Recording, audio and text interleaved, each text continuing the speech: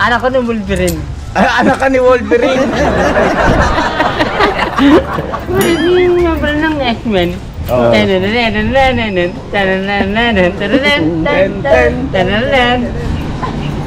Paano yung ano si Wolverine? Gano'n, daw. Wow, ito ba? Good name! Ano? Shadow! Pakalawakan.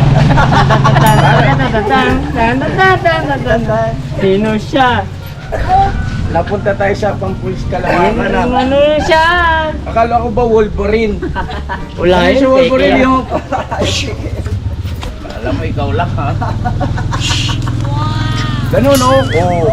Hindi tumalab sa akin. Hindi ko pala sa'yo. Wala palang simpleng kapangyarihan mo. Ikaw, sino ka naman? Apo ni Shadow.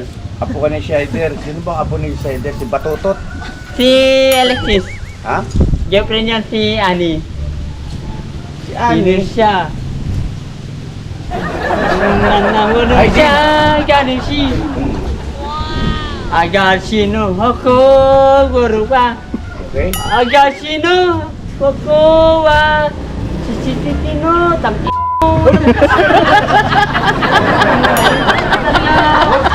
Agasino. Wag bad words. Sininin, taninin, taninin, tan. Wag bad words. Alam mo yung bad words? Si Aw, Ano si yan? Ko, Pagmumura. akakae, si Ko. Din. Din. Naka? Pakinggan muna ako. Sige na, kaya ka na. Kung bagong luto ay mainit to. Tubig. Tubig na. Sige na. Kung bakit? Din. Pwede na. Yan, baka masipa yan. No? Bakit din? Yung ano siya. Ba't ka umiyak? Din. Kaya rito. Ba't ka na umiyak? Din. Pare-pares lang naman tayong tao, di ba? Ha? Di ba din? Pare-pares lang tayo nilalang ng Panginoon Diyos, di ba? Ha? Halika na. Kain ka muna. Ako nga pala si Kuya Ka-Business. Tulungan niyo ako. Bay ka kabay. Kain ka muna ha. Teka mo rin po yan. Baka kaya po ba yung tao pagod na muna? Baka kaya po ba yung tao pagod na pagod? Oo, pagod na pagod ka. Oo, tama. Kain ka muna, tapos pahinga ka. Tapos mamaya na lang tayo ulit magkwentuhan, no? Pero po kayo masama tao. Ay, hindi po. Hindi ko naman masama tao. Ako si Kuya Ka-Business. Naging sente... Kasi kuya kabis, ano tuloy pangalan nyo? Kasi tuloy pangalan ko, Richard Dean. Richard Dean, ang tunay mong pangalan. Ang tunay kong pangalan, Emerson Dino. Tapos... Everson, Dino. G, Dino. Dino. Dino. Naging ano siya mga ka-business eh, parang hindi siya makapaniwala kanina, bigla siyang humiga, naging sentimiento. At Smith. Ano pong pag inatok na gano'n? inaantok ka. Fishbin, hindi nagdodroga, di ba? Kasi nagdodroga, buhay buhay. At si mga 20 hours, buhay sila, di ba? Ba't ikaw nagdodroga ka ba? Ha? Nagdodroga ka ba? Inantok ako. So, ibig Kapag sabihin, wala na ako nagdodroga. hindi, Ano nagdodroga? Buhay ang isip. So ibig sabihin ikaw, Pati ang katawan. ikaw hindi ka na ano sa drugs, hindi ka na involved. Ayaw mo nun, ayaw mo ng ganon. Ayaw mo na. Ayoko po na gano'n. Very good. Iyon po turo sa mga bugulo sa akin. Iyon po ng mga tatay ko tsaka ng nanay ko. Lalo na po ng nanay ko tsaka ng tatay ko. Oo, very good yun ha. Tsaka di rin po nanigaryo. Oh, wow. Huwag ka manigaryo. Palapakan natin. Gusto po ko sa mga anak. Salamat po. Hindi siya nagda-drugs, hindi siya naninigarilyo. Hindi uso ko nga po. Gagawin pag gusto mo. Inaano mo? Ano ba yan kuya? Ano ba yan ate? Ayan, magandang gabi mga kaagapay, mga ka-business, mga kapapi. Ayan. So yun nga, napanood po natin ang short clip po. Ayan, nagaling po sa video ni Kuya Ka-Business. Kung saan po ay may nakita siyang, may dumaan po sa kanila na isang taong grasa or medyo nawawala sa sarili. Pero yun nga, nakakatuwa, no? Kasi parang napaka komedyante si Kuya. Ayan, so yun nga, biniro-biro nga pa siya ni Kabisnes na naghingi siya ng pera, pero nakaka-touch kasi binigyan nga niya si Kuya Kabisnes, di ba?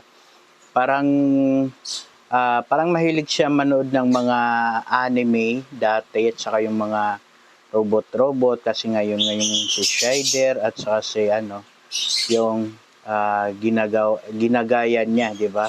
Nakakatuwa. Pero yun nga na parabang sana matulungan pa siya ni Kuya Kabisnes tulad nila Kuya Bong, di ba? Kasi parang na-depress na si Kuya. Ayoko naman pong magbigay ng negative or mag-judge kay Kuya. Kung ano man po yung pinagdaanan niya, hindi po natin dapat i-judge kasi hindi pa naman natin alam yung totoong nangyari sa kanyang buhay, kung bakit nga ba siya nagkaganyan. So, nasabi nga naman niya doon sa isang kwento niya nung pinapakain na siya ni Kuya Kabisnes na hindi naman daw siya gumagamit, diba? So, malay natin, hindi natin alam kasi iba't iba po tayo ng nagiging pinagdadaanan. Maraming dahilan na magkaganyan yung isang tao. Isa po yung dahilan yung pagka-depress po, di ba? So, hindi natin alam kasi nga hindi pa natin alam ang totoong kwento. Wag naman po sana tayo magbigay ng agad-agad ng komento na hindi maganda, di ba? Yun nga, ipag-pray na lang natin na matulungan po siya ni Kabisnes ng kung baga maibalik sa dati ang kanyang tamang pag-iisip. Gaya din po ni Kuya Bong, di ba? Na ngayon po ay kahit papaano ay nakabawi-bawi na po siya. So, yun, yun lang din po yung masasabi ko na sa totoo lang medyo natutuwa ako, natatawa ako nung pinapanood ko kasi nga medyo may pagkakomedyante si Kuya. And galing pala siya ng Valenzuela, parang pupunta yata siya ng San Jose del Monte, Bulacan. So parang napadaan siya dyan sa may Bagumbong kasi dyan naman din yung daan papuntang San Jose del Monte, Bulacan. And sana, hopefully, matulungan siya ni Kuya Kabisnes. Sabi nga ng mga ibang mga viewers po ng Kabisnes family, ayan, na kung baga parang pagkakataon or ng Diyos, kung baga yan na yung parang paraan ng Diyos na baka nga si Kuya Kabisnes yung maging reason na makabalik muli siya sa kanyang dating magandang normal na buhay, di ba? Sana nga ang Diyos naman talaga ay kung saan-saan po niya pinapadaan yung mga bagay-bagay na mas makakabuti po sa atin, di ba? Malay nyo, yan na nga yung way na magiging maayos siya kapag natulungan siya ni Kuya Kabisnes, di ba? So, yun lang po. Ayan, sana ipag-pray po natin. Huwag po natin bigyan ng mga magbigay ng komento na hindi maganda. Isipin na lang natin na nagka-depress siya kaya siya nagkaganyan, di ba? Hindi natin alam yung totoong kwento ng kanyang buhay. Di ba? Mahirap na mag-judge po tayo sa isang tao na hindi pa natin lubos kilala o hindi natin alam ang buong kwento ng kanyang buhay. Malay nyo, pag nagkwento pala yan, grabe din pala yung kwento niya. So, yun lang po. Ayan mga kabisnes, maraming salamat sa patuloy din po na suporta niyo po sa akin. Huwag niyo pong kalimutan i-subscribe po Kaagapay. At syempre, sa mga hindi pa po na-subscribe po kay Kuya Kabisnes, kay Papa Dins, ayan, paki-subscribe na rin po. Ayan. God bless po sa lahat. Advance Merry Christmas. Bye-bye.